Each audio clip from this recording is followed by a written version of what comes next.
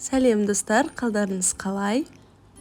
Мен бүгін кешкі асқа балық қуырамын, соны бірге қуырайық. Бұл балықтың қуырудың ерекшелігі қытырлақ дейді ғой, хрустящий. Яғни мен сондай хрустящий балықты жақсы көрем. Солай қалай қуыруға болатынын көрсетемін. Алдымен балықты тұздап, яғни маринаттап, 1 сағатқа жетер-жетпес уақытқа қойып қоямыз. Яғни балық тез өзіне тұзды сіңіреді. Сондықтан көп уақыт ұстаудың қажеті жоқ. Кәдімгі етті қалай тұздаймыз, дәл солай тұздап қойып қоямыз. Мен кішкене слегка бұрыш себемін, балық дәмді болу үшін. Даусыма мән бермеңіздер, өйткені кішкене суықтап ауырып қалдым. Міне, 1 сағатқа жетер-жетпес уақыт қойып қоямыз. Оған дейін біз балығымызды салатын суымызды дайындаймыз. Оған газды су, кәдімгі газды ақ су, немесе газды су болмаса, үйдегі таза ауыз суды қолдансақ болады. Өзіңіздің балығыңыздың көлеміне қарай сол суды құямыз, үстіне ұн саламыз. Және ешқандай іртік ұн қалмас үшін жақсылап араластырамыз. Ұнды қалай білеміз болғанын? Кәдімгі құймақ бар ғой, өзіміздің жасайтын блинчик. Судың қоюлығы сондай болу керек. Және бұл суға тұз қоспаймыз, өйткені балықты біз жетерліктей тұздап алдық.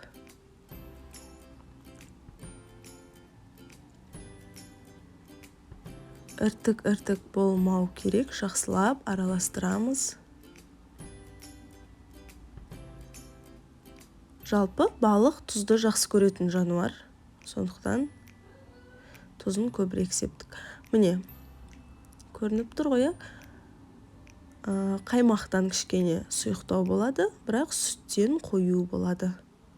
Балығымызды осы суға салып, қызып тұрған майға саламыз.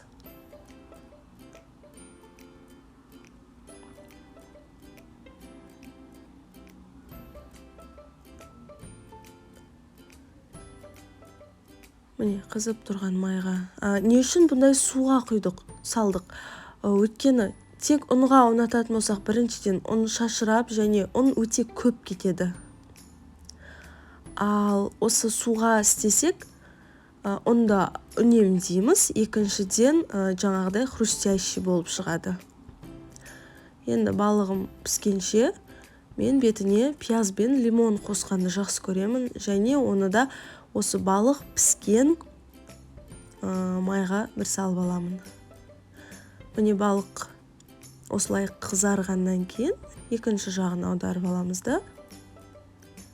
Екі жағда қызарып болғаннан кейін жақсылап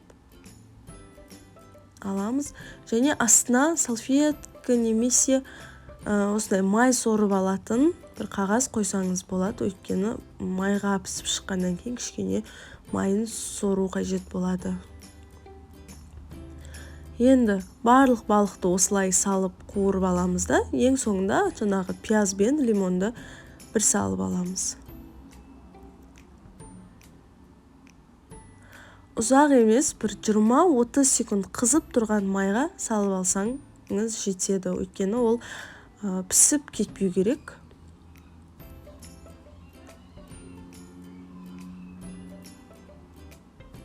Лимонды да дәл солай 20-30 секундқа, мен минут деп айтпадым ба жаңа?